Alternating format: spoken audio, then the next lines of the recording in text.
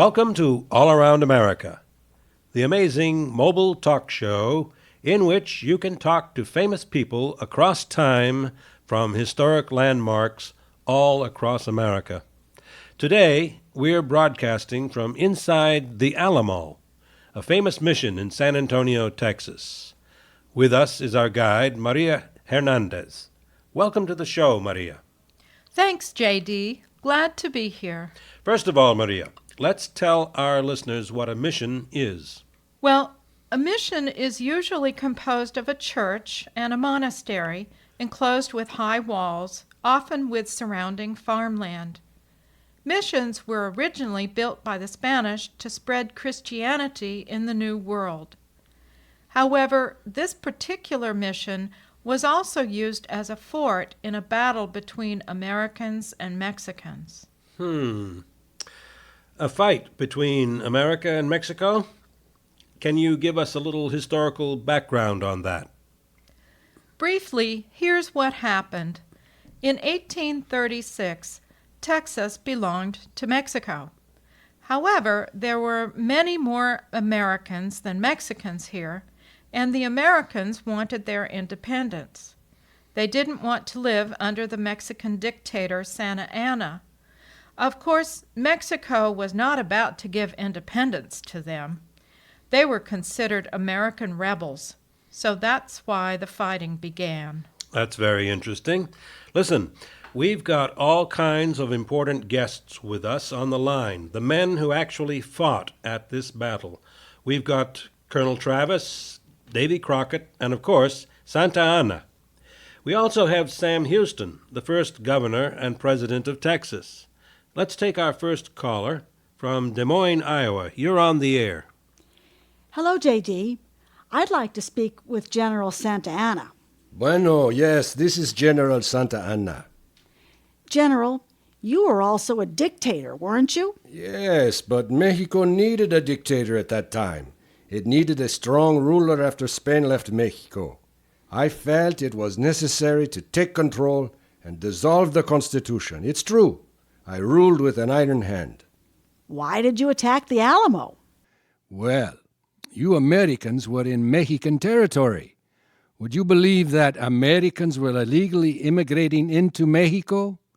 We had just gotten Spain out of Mexico, and now we wanted to get the illegal Americans out too. Then, some American rebels attacked some Mexican villages, so this was revenge. I wanted to show them they couldn't push me around. Well, that's telling it like it was. Now I'd like to ask Colonel Travis a question. You were there, so tell us what happened. Well, on February 23rd, 1836, 5,000 of Santa Anna's men approached the mission.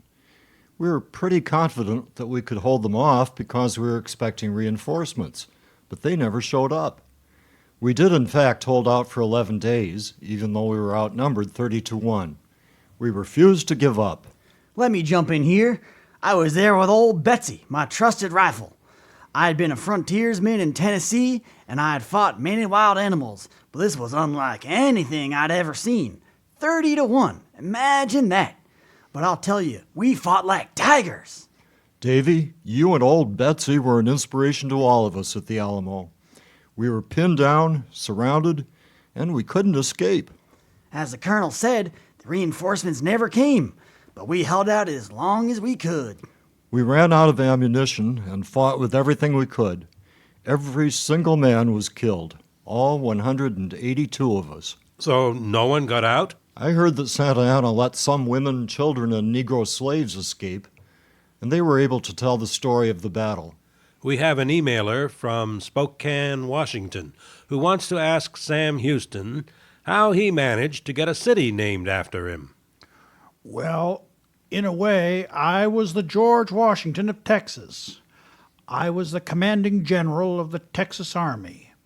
Our battle cry became, "Remember the Alamo!" And we finally captured Santa Anna, sent the Mexicans back to Mexico, and declared independence. So how exactly did you capture Santa Anna? Well, first we beefed up our army, and then, a month later, went after him. There was no stopping us. We captured him in a surprise attack in San Jacinto, now called Houston. We made him sign a treaty that made Texas an independent nation, and I became the first president. Here's another email. A person from Minneapolis, Minnesota, wants to know if Texas did, in fact, become an independent country. That's right. Texas was an independent country for about 10 years. In 1845, we became the 28th state. I want to say that I am proud of my role in establishing Texas as part of America. Well, there you have it, folks. A little history from the Alamo in San Antonio, Texas. Maria, I understand there are actually several missions that tourists can visit here in San Antonio. That's true, J.D. You can drive the Mission Trail and see 5 historic Spanish missions from the 18th century. But of course, the Alamo is the best known. Today, it is owned by the state of Texas, and thousands visit it every year. And there's another trail that is important in San Antonio's history, the Chisholm Trail. What's that about? I'm sure you know that cattle ranching has always been very important in Texas. I do. Well, in the late 1800s, thousands of cattle and lots of cowboys took the trail from here to the railroad in Abilene, Kansas. It is estimated that at its peak in 1871, over 600,000 cattle were driven north to market. That's a lot of beef. And Maria, we have time for just a few words about your beautiful city, San Antonio. There's so much to tell, but let me mention our beautiful river walk. The San Antonio River flows through the city, and it is lined with trees, cafes, shops, and galleries. It's a great place for lunch or dinner, or even a boat ride on the river. I think San Antonio is the best of 2 worlds, Mexican and American. Over half of the city's residents have Mexican roots, and I think I can say that time does heal wounds, and today there are countless friendships across our borders. Thank you, Maria, and thank you, all our guests, callers, and emailers, for being part of another segment of All Around America. Next, we are off to New Orleans, Louisiana, where we'll experience the French influence in this country of ours. You won't want to miss that. And now, let's have a few more calls from our listening audience.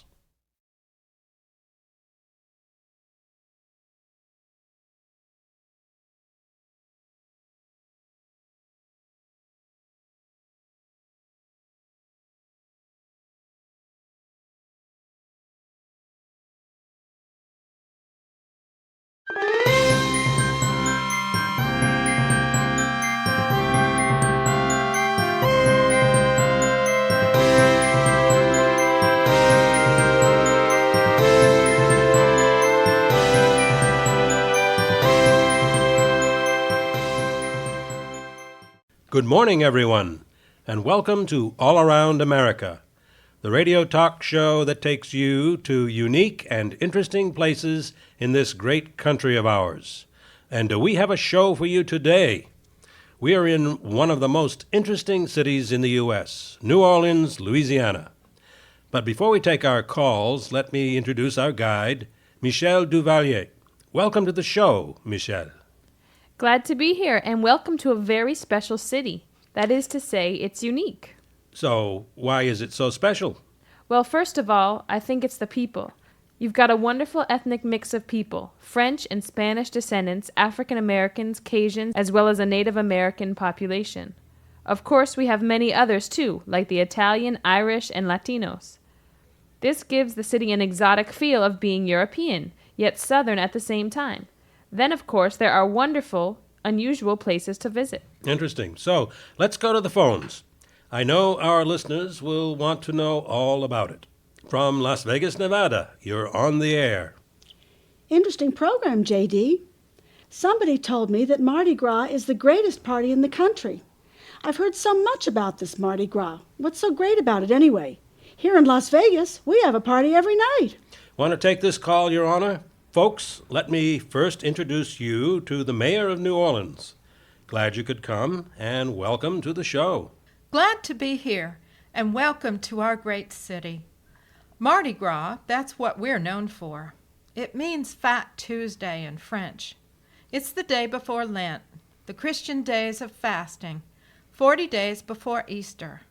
It's probably America's biggest festival, with over 1 million people coming to the city from all over the world. The city really puts on a show then. As a matter of fact, we call Mardi Gras the greatest free show on earth. There are spectacular parades, music, and dancing. People really let loose. Mardi Gras is one giant party. How long does it last? Well, officially, it starts the Friday before Fat Tuesday, but it seems that it's starting earlier and earlier. Parties get going months before. So, if you folks like to party, this is the place to be. We have an emailer from Charlotte, North Carolina, who asks, I've heard a lot about the food in New Orleans, and I'm interested in cooking. Is the food there really so special? You're in luck, Charlotte, because we have with us one of the world's finest chefs, Paul Bouchard. Paul, tell the folks about the great food we have here. I'd love to. New Orleans is a gourmet's paradise. We are known especially for our Creole and Cajun dishes. A famous Creole dish is shrimp or crawfish over rice, and a Cajun one is gumbo, the thick soup made with okra, seafood, chicken, sausage, and rice. And everybody loves our beignets, those delicious warm square donuts with powdered sugar, great with coffee. Stop, you're making me hungry. But, Paul, tell us, what do Creole and Cajun mean? I think our listeners would like to know. Creole refers to the descendants of the French and Spanish. Generally, Creole cooking has rich sauces and many spices. It's very elegant. Cajun refers to Acadians, French Canadians who were forced to leave Nova Scotia in the 1700s. Their food is usually spicy. If you love to eat, this is the place to be. Fascinating. Now a call from Hartford, Connecticut. Go ahead. Thanks for taking my call. Is there any chance of talking to Louis Armstrong, the jazz great? He's from New Orleans, where jazz was born, right? Right. Satchmo, want to take this call? It'd be my pleasure. What's your question, Hartford? First, Mr. Armstrong, it's such a privilege talking to you. Please, none of that Mr. stuff. Just call me Satchmo. Okay, Satchmo. I just want to say that my parents remember dancing to your band in New York way back in the 50s. They've got all your records, too. They say you were the best ever. Well, thank you. I think we were great. We did gigs in almost every major city in the U.S., in Africa, Asia, Europe, and South America, too. It was great. The people just mobbed us. We had a ball. In my opinion, this man is a real American icon. The sweet original jazz sounds he created with his trumpet are unsurpassed. Mr. Satchmo, how did you get started with jazz and all that? I mean, did your family give you music lessons? Oh, no. My family was very poor, and we lived in a very rough neighborhood. I quit school after the 3rd grade to go to work just to keep the family going. I actually learned to play in a home for boys, but once I got out, I was hooked on music. I loved playing that horn. I played on the riverboats coming down the Mississippi. That's how I got my start. May I jump in here? I think the city of New Orleans owes you an apology, Satchmo. At one time, some folks in this town didn't want you playing here because your band was integrated. Can you believe that? Of all the stupidity. Hard to believe, but it happened. May I just add that for all the jazz lovers of the world, you can hear jazz being played on almost any corner of the city. And of course, for a real-life concert, you can't beat Preservation Hall with a concert every single night. Michelle, before we call it quits, tell us some other places we absolutely shouldn't miss in this great city. Well, don't pass up the chance to see the historic French Quarter with its wonderful old world architecture, the Garden District with its beautiful trees and flowers, and of course the great restaurants, just to mention a few. Just walking around and getting the feel of the city is a great experience too, and that's free. So, listeners, it's time to leave this unique city on the Mississippi. If we had time, we'd take a boat down to the mouth of the river, across the Gulf of Mexico, and then up the east coast of Florida to our next stop, the Kennedy Space Center. But let's keep the lines open for a few more calls.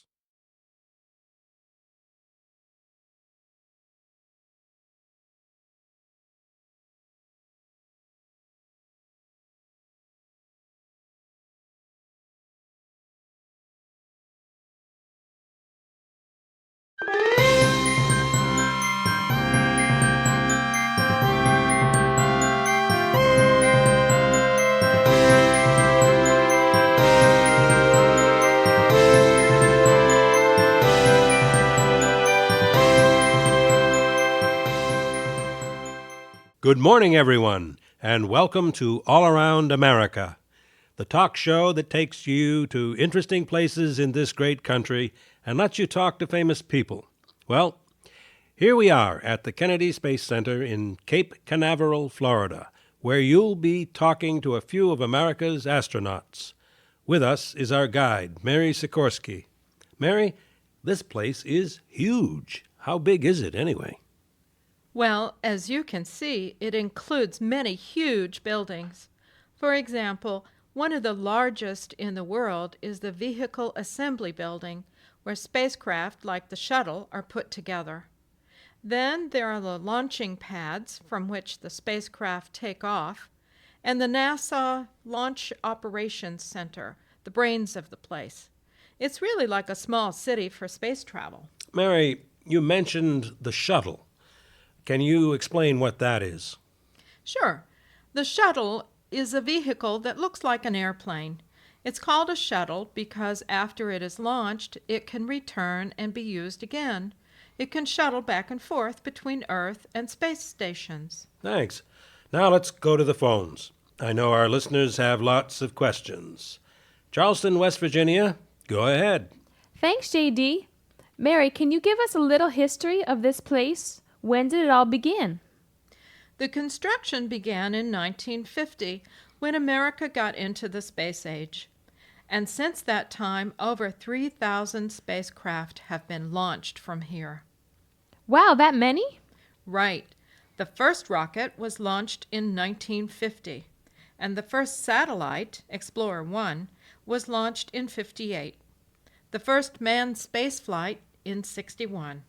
Maybe we can even talk to some of our astronauts who flew those missions. They're on the line. Let's hear first from Alan Shepard. Good morning. This is Alan Shepard. Alan, welcome to the show. You were actually America's first man in space, weren't you? That's right. I had that privilege as part of the Mercury program to put a man in space. Although I was in space for only 15 minutes, I felt history was being made. And that was on May 5th, 1961. I remember all of us being glued to the TV on that day. It was a long 15 minutes. We sure were happy when you returned. Let's see who our next caller is. Hello? This is John Glenn. John, good to hear from you. You were America's first man to orbit the Earth, weren't you? Yes, I was. And what a thrill it was. I orbited the Earth 3 times in less than 5 hours.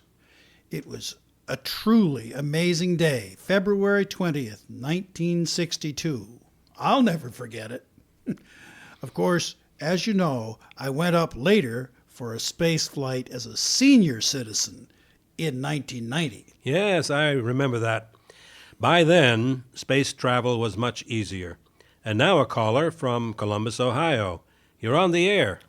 This is Neil Armstrong. Neil, first man on the moon. Welcome to the show. Thank you. Glad to be here and ready to answer any questions. Well, here's one from Baltimore, Maryland. I'd like to talk to Neil Armstrong. Mr. Armstrong? Call me Neil.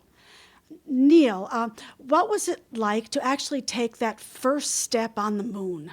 It was a tremendous experience. Climbing down that ladder and putting my foot on the moon was awesome. I felt I was doing it not only for myself, but also for all mankind.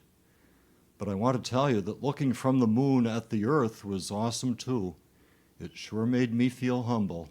I have another question for whoever wants to answer it. Go ahead, caller. What's your question? Do you really think we should be going up in space? I mean, with all the problems right here on Earth, poverty, disease, pollution, wouldn't we be better off spending money to solve those problems?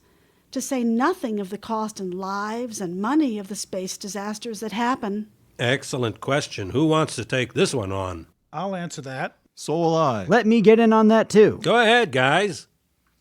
Well, first of all, I don't think space exploration can be stopped.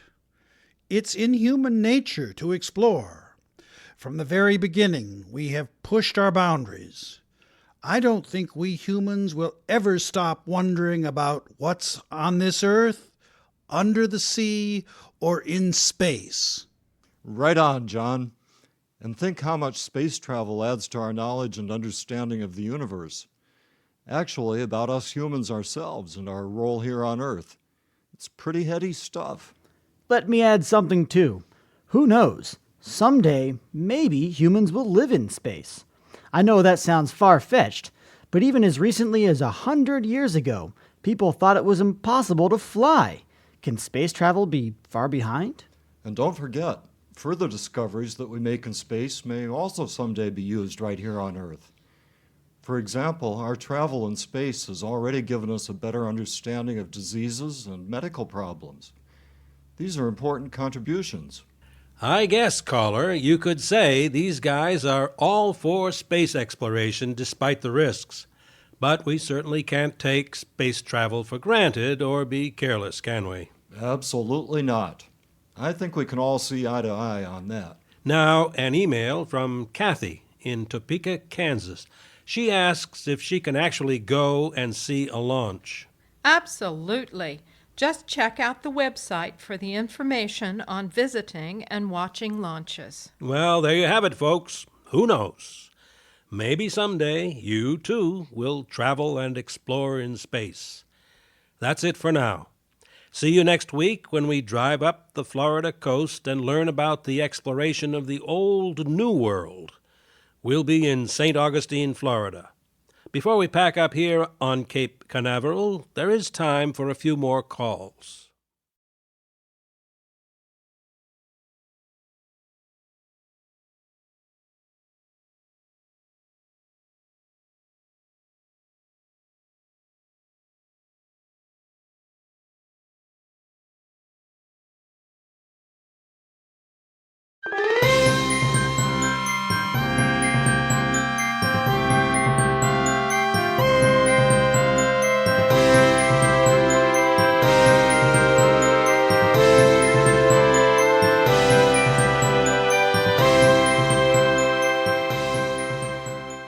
Welcome once again to All Around America, the Time Traveler's Talk Show. Our last program at the Kennedy Space Center was all about exploration, the exploration of space. And today we will go back in time to an earlier exploration, earlier even than Lewis and Clark's exploration of the American West. We're in St. Augustine, Florida, where we'll learn about the Spanish exploration and colonization of North America. With us is our guide for today, Laura Rodriguez. Welcome, Laura. Thanks, J.D. We are standing atop one of the walls of the Castillo de San Marcos. This star-shaped fort is one of the oldest buildings in North America. It was built by Spain between the years 1672 and 1695. So this fort is over 300 years old. Why did the Spanish build it, and why here? Well, J.D., to understand that, we have to go back even further in time. You know, of course, that Columbus reached the New World in 1492. And that was the beginning of a long struggle among several European nations to explore and colonize the New World. Among the early explorers was Juan Ponce de León. And we've asked him to spend some time with us today. Welcome to the show, Senor Ponce de León. Gracias, J.D. And hola, Maria. Columbus opened a big door for us Spaniards. I came with him on his second voyage. So you knew Columbus personally? Indeed. We spent many hours together across the Atlantic. A few years later, I came back to claim Puerto Rico for Spain, and I was the governor there for 3 years. In 1513, I sailed north to explore this area and landed near here. And I realized immediately that Spain should have this land too. It was beautiful. I named it Florida. And so today it is still Florida. Thank you very much for being with us today, Juan. I might mention, J.D., that Ponce de León came back again, hoping to establish a colony here. And there is a legend that he believed that near here was a fountain of youth.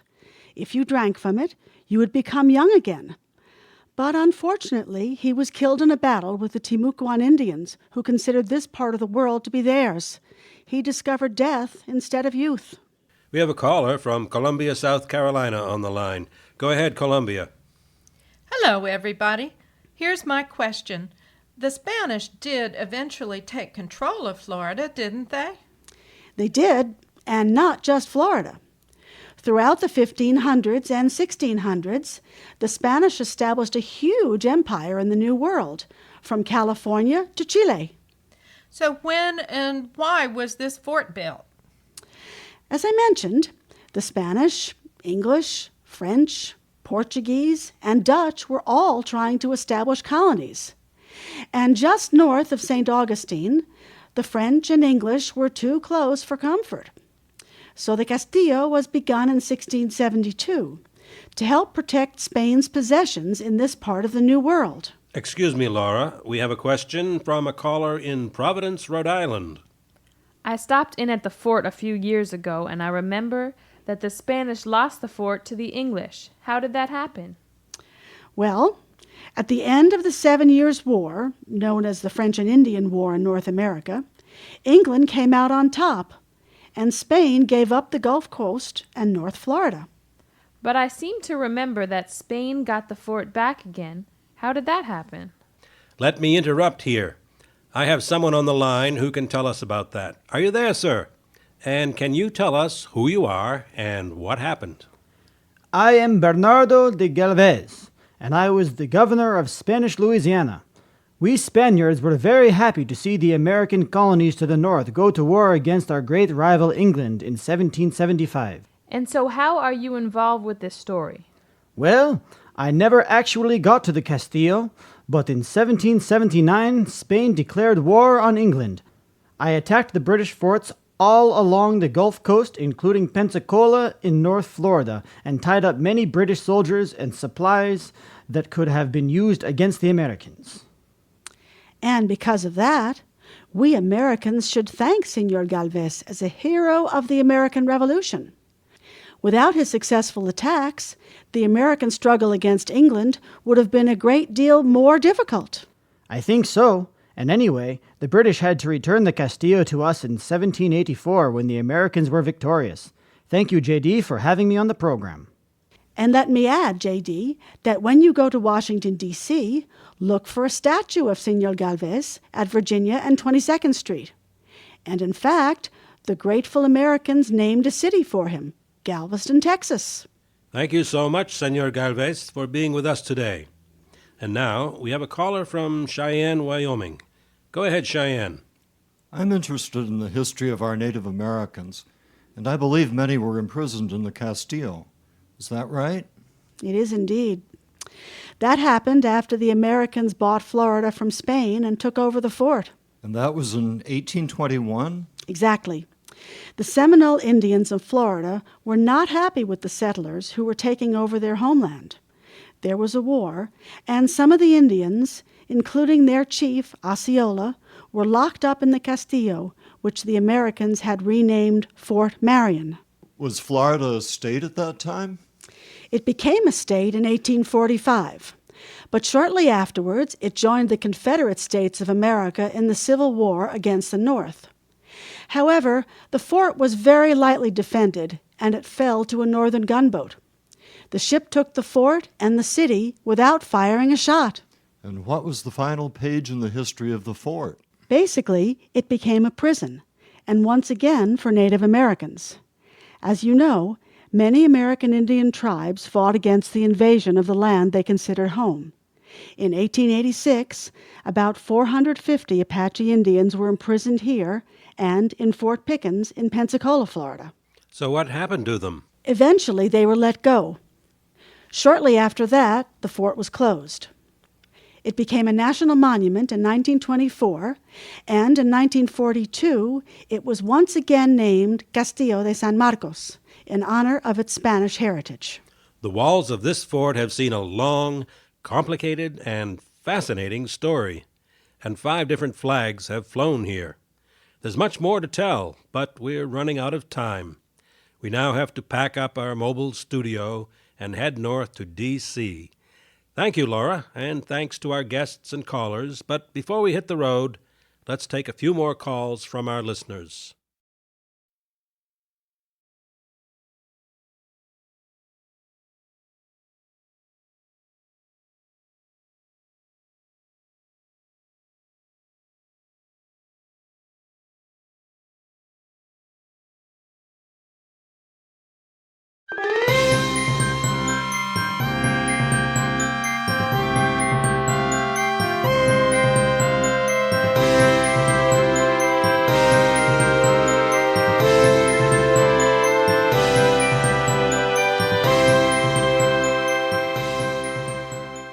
Good morning, and welcome to All Around America, the time traveler's talk show that takes you to historic places across the nation.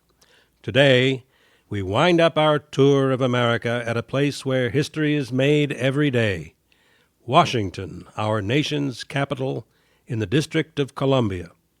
The district is not a state. It is a federal district of 67 square miles, and we're at the White House. With us is our guide, Trung Nguyen, who will take us on a sightseeing tour of this beautiful White House and the city. Welcome to the show. Trung, ready to go? Thanks, J.D. Ready when you are. Let's start right here at the White House. Let's go. Look, is that the president going into the Oval Office? That's the president, all right. I wonder whether she'd be willing to talk to us. Madam President. Yes? Madam President, I'm J.D. Rivera, and we're doing the radio show All Around America. Perhaps you've heard of it?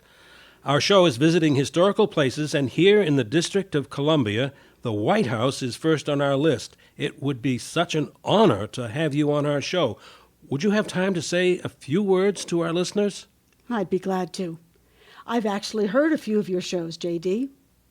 Right now, I'm waiting for the ambassador from Spain. As you know, the White House is a symbol of democracy. This house belongs to all Americans. I'm just a tenant here. The American people are my landlord. So, look around and enjoy this beautiful home. But excuse me, there's the ambassador now. Thank you, Madam President. Trung, what a scoop that was. Did you set that up? No way, J.D. That was pure luck. Well, phew. On with the show. Here's an email from Milwaukee, Wisconsin that asks, is it true that the White House actually burned down at one time? I think First Lady Dolly Madison can answer that. She was there. Dolly Madison, wife of our 4th president. Welcome to our show. May I say I am delighted to be on your show. Yes, the White House was burned when the British invaded Washington in 1814. It was awful. I was there minutes before it happened. But fortunately, it didn't burn down, although it was badly damaged. What exactly happened? Well, the president was away. We could hear the cannons in the distance, so I knew the British were near. I got a message from the president to leave at once, but I was determined to pack some documents and the portrait of George Washington first. That portrait that you see hanging over there is the exact one we managed to save that day. I'm especially proud of it. Quite a story, Dolly. You were one brave lady. And speaking of George Washington, let's go over to the Washington Monument. Good idea. That beautiful monument is, of course, a tribute to our first president. He was so loved and respected that people wanted a monument built for him during his lifetime, but he wouldn't hear of it. So they didn't start building it until after he died. The monument is 555 feet high and can be seen from almost anywhere in the city. Now let's go to the phones. The board is all lit up with calls waiting. So let's get to our first caller. Caller from Little Rock, Arkansas. You're on the air. Thanks. I visited Washington, D.C. a few years ago with my family, and we climbed the 898 steps to get to the top of the Washington Monument, and the view from the top was really something. It is indeed impressive. What else did you see on your visit? We saw the Lincoln Memorial. That's my favorite. Trung, can you tell us a little about it? Well, the Lincoln Memorial is a massive marble building, 188 feet long and 118 feet wide, dedicated to Abraham Lincoln. Tourists often come here first when visiting Washington. We did come here first because my dad wanted to see it again. Why was that? Dad was active in the civil rights movement. In 1963, he took part in the March on Washington, and he heard Martin Luther King give his magnificent I Have a Dream speech at the Lincoln Memorial. In my view, 1963 was the turning point for Black America. We've made a lot of progress toward that famous statement in the Declaration of Independence. All men are created equal, but there's still work to do. Little Rock, thank you for your call.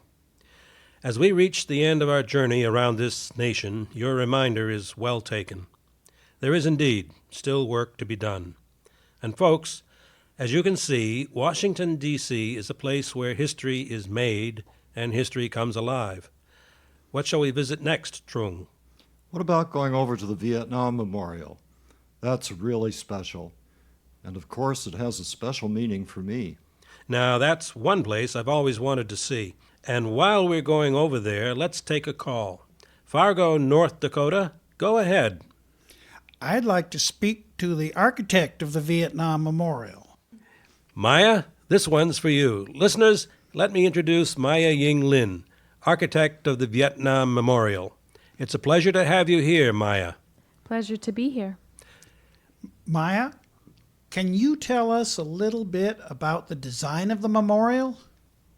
First of all, this memorial is very, very simple. It's basically a huge slab of black granite wall cut into the hillside. So, what makes it so special? I think it's all of the names of the men and women who died in the Vietnam War. Each and every name is carved right into the wall. I wanted a memorial that would honor these men and women by remembering their names. As we look around, we can see people looking for names of their loved ones and then tracing the names with their fingers. It's very moving. Maya, you created a wonderful tribute to their sacrifice. Thank you. I should also point out, J.D., that right across from us on the mall is the Korean War Memorial, and between the Washington and Lincoln Memorials is the World War II Memorial. Trung, our time is almost up. Oh, no. We haven't even mentioned the Smithsonian Institute and the National Air and Space Museum, the National Gallery of Art. Trung, there's too much to see here in Washington, D.C., and just not enough time for us to describe it all. We have barely scratched the surface. So, listeners, come for a visit and see for yourself. Thank you, guests, and thank you, callers. And here in Washington, our journey and our program comes to a close. I've enjoyed every minute, and I hope all you listeners out there have enjoyed it too. Before we sign off, there's still time for a few questions and comments about our nation's capital.